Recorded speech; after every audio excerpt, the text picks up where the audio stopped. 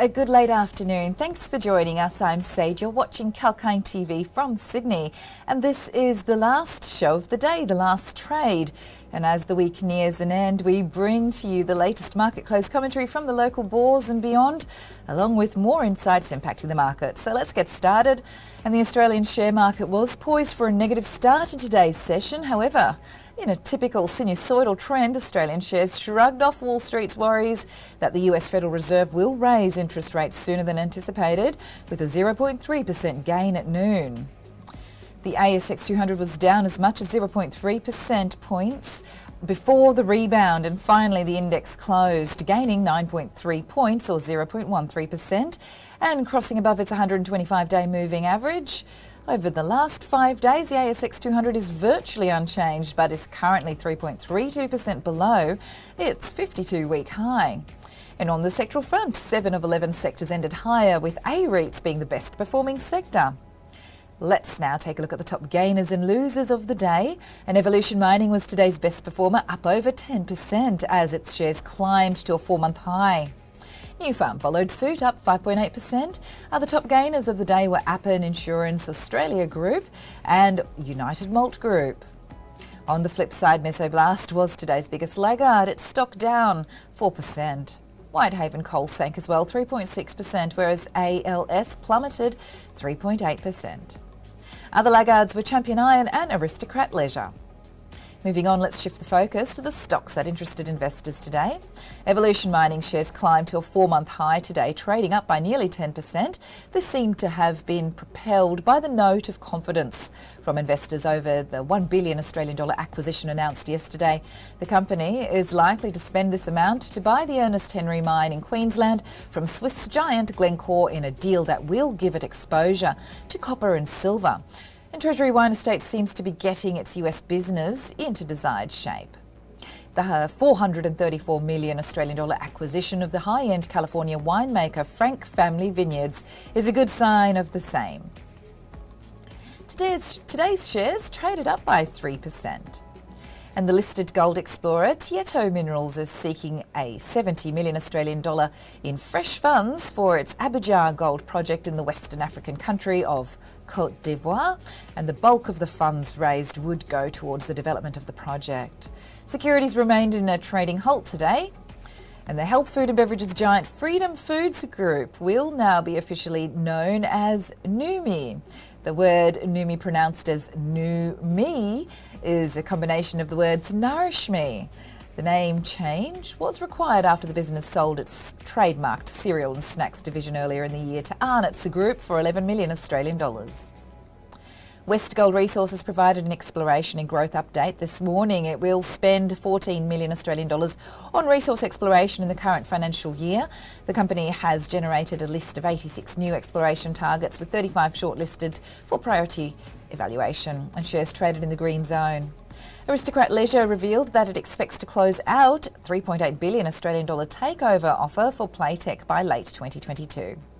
And Chief Executive Trevor Croker said that the poker machine manufacturer's management is working through approvals for the Playtech buyout, and today shares plummeted by over 3%. Altium's shares traded up by nearly 3% today after the company reaffirmed its guidance ahead of today's AGM. It remains committed to achieve 16 to 20% growth in revenue and an underlying EBITDA margin of 34 to 36%. And now it's time for a short break.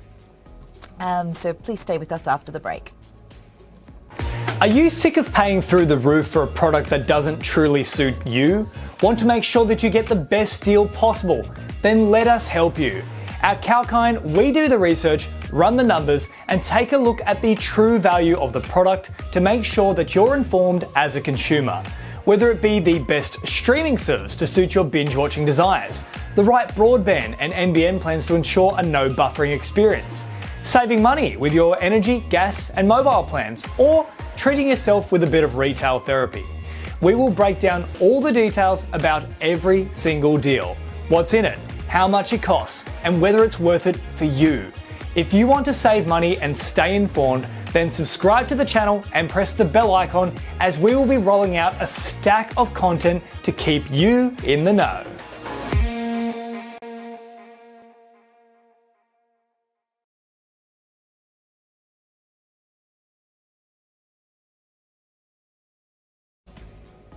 Welcome back.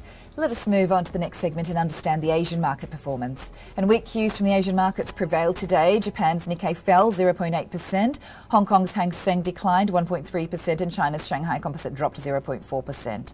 The Indian markets also witnessed a muted start. It seems like traders are weighing the risks to the global economic recovery on the prospect of faster monetary policy tightening to tackle inflation.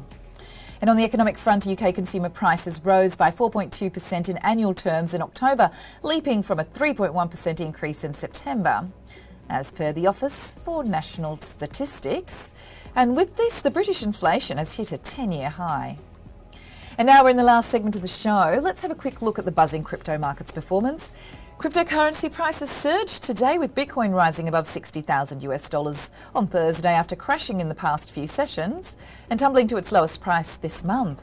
The world's largest and most popular cryptocurrency was trading over 2% higher at $60,892. Bitcoin prices recently hit record highs of around $69,000 and are up over 108% this year on a year-to-date basis so far. The global crypto market cap surged slightly to $2.8 trillion. Bitcoin has more than doubled this year, while Ether is up about six-fold.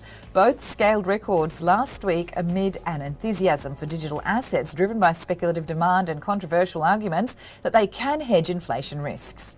And meanwhile, Dogecoin price gained over 2%, while Shiba Inu also surged marginally. In other news, the Reserve Bank official Tony Richards acknowledged that many investors and households saw a significant role for cryptocurrencies as investments. He added that booming cryptocurrency asset values may be unsustainable, highlighting the risks of prices falling if households pay less attention to fads or if regulators crack down on the assets. And thanks for your company today. But that's a wrap, folks, and hope you found the market closing commentary informative. We'll be back tomorrow live from Sydney at about 9:30 in the morning with the first report on the pre-market scenario to prepare you for the trading day. Take care and stay safe. Sage signing off.